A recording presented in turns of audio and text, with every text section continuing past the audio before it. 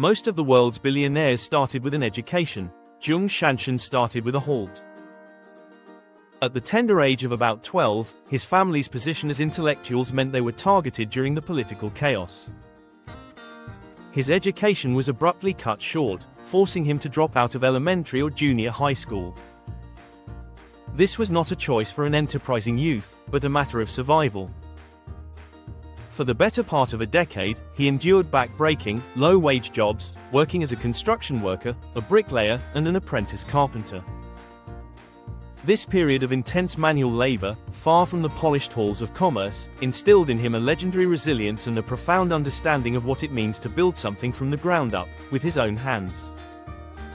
The return to education and journalism and the Cultural Revolution ended in the late 1970s, and Zhong Shanshan immediately seized the opportunity to resume his education. He reportedly failed the college entrance examination twice, a classic story of perseverance over early setbacks. He eventually enrolled in the Zhejiang Radio and TV University, now Zhejiang Open University, where he studied Chinese. This non-traditional route to education was crucial, as it allowed him to work while studying. Upon graduating, he landed a job that would subtly shift his trajectory, a reporter for the Zhejiang daily newspaper. For 5 years, starting around 1984, his beat required him to interview a growing class of entrepreneurs and self-made businessmen. This role was a powerful, first-hand education in China's rapidly developing market economy. He was witnessing and documenting success stories, which deeply fed his own burgeoning ambition to become a businessman himself. Wave Part 2, the tumultuous decade of trials, 1988-1996, by 1988, China had designated Hainan, a large tropical island off the southern coast, as a special economic zone, promising favorable conditions for business. Seeing a land of opportunity, the 34-year-old Zhong Shanshan quit his stable journalism job and moved there. The cycle of failed ventures. The Hainan years were a turbulent cycle of entrepreneurial attempts and financial losses, farming failures. His first ventures were in agriculture and aquaculture, attempting to farm and sell products like mushrooms, prawns, and sea turtles. He quickly discovered that farming is an unforgiving business, especially in a new climate, and these efforts were largely unsuccessful. The sales agent pivot. Needing stability, he took a job as a sales agent for Wahaha, a major beverage company in his home province of Zhejiang, founded by fellow Hangzhou native Zhong Shanshan. This experience gave him valuable, direct insight into the distribution networks, supply chain logistics, and consumer preferences of the fast-moving consumer goods (FMCG) industry. The health food gambit. Inspired by the vast profits being made in the supplement market, he founded his first major company, Yangshengtang, Hainan Yangshengtang, in 1993. His flagship product was a health supplement derived from soft-shelled turtles, a traditional Chinese remedy for longevity and health. This venture was a critical success, finally providing him with the first substantial capital he needed. The health supplement market, however, was becoming increasingly crowded and competitive. Zhong began searching for an essential, non-discretionary product that every person needed daily. His experience in the beverage industry led him to one conclusion: water. Droplet Part 3, The Bottled Water King, 1996-2019. In 1996, Zhong Shanshan founded the company that would define his legacy, Nongfu Spring, which translates roughly to Farmer's Spring. The revolutionary marketing strategy at the time, China's bottled water market was dominated by two segments: distilled water, the purest form, but lacking minerals, and purified water. Competitors, including the giant Wahaha, were focused on removing all impurities. Zhong Shanshan saw a crucial flaw and an enormous opportunity. In 1999, he made a daring, almost revolutionary decision. Nongfu Spring would stop selling purified water entirely and focus exclusively on natural mineral water.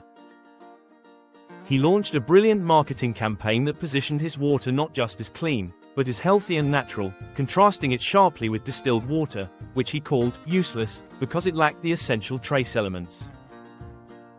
The core message: he emphasized that Nongfu Springs water was sourced from pristine, protected sites like Chandao Lake, and was a little bit sweet, a slogan that subtly communicated natural purity and superior taste.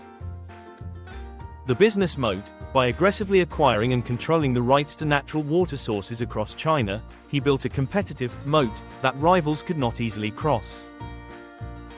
He focused on building sophisticated production facilities near these sources and an extensive distribution network to get the distinctive red-capped bottles into every corner of China. This strategy was a game changer. Nongfu Spring exploded in popularity, leveraging growing consumer concern over the safety of tap water and increasing disposable income. By 2012, it had become the market leader in packaged water, a position it has largely maintained ever since.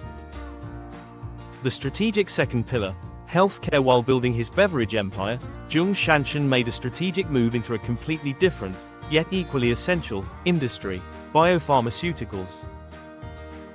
In 2001, he acquired a majority stake in Beijing Wantai Biological Pharmacy Enterprise, a company specializing in infectious disease diagnostics and vaccine development. This diversification was a classic Zhong Shanshan move. He invests in necessary, recession-proof industries with high barriers to entry. It showed his long-term vision, building an empire on the twin pillars of essential consumer goods, water, and essential healthcare, vaccines and diagnostics. Rocket Part 4, the IPO surge, and The Lone Wolf, 2020-present, the final chapter of Zhong Shanshan's rise came in 2020, through a financial masterstroke that was perfectly timed. The double IPO in 2020, with the global pandemic highlighting the importance of both stable consumer goods and diagnostics, Zhong took both of his flagship companies public. Beijing Wantai Biological Pharmacy listed on the Shanghai Stock Exchange in April 2020. As a company involved in the development of a COVID-19 testing kit and a nasal spray vaccine candidate, its stock price soared rapidly after its debut. Nongfu Spring conducted its blockbuster initial public offering, IPO, on the Hong Kong Stock Exchange in September 2020.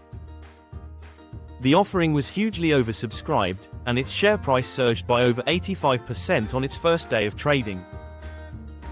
This rare, dual IPO success, in two fundamentally different, high-growth sectors, caused Zhong Shanshan's net worth to skyrocket from an estimated $18.9 billion to over $50 billion in a matter of months. He instantly surpassed legendary figures like Jack Ma, Alibaba, and Pony Ma, Tencent, to become China's wealthiest person. The lone wolf legacy: despite his status as China's richest man and one of the world's top billionaires, Zhong Shanshan remains notoriously private and elusive. This characteristic earned him the famous nickname, the Lone Wolf. He is known for avoiding the political circles and high-profile business forums common among other Chinese tycoons. His gruff public persona is characterized by his own famous quote, "I don't have the habit of flattery in my personality. I don't like to deal with people and have to drink," referencing the traditional Chinese business culture of excessive networking and wining and dining. Zhong Shanshan's story is a powerful testament to the value of resilience, strategic foresight, and focusing on fundamental human needs. His journey from a dropout construction worker to the bottled water king and health magnate, all while maintaining a fiercely independent, low-profile style, is one of the most compelling narratives in modern global business.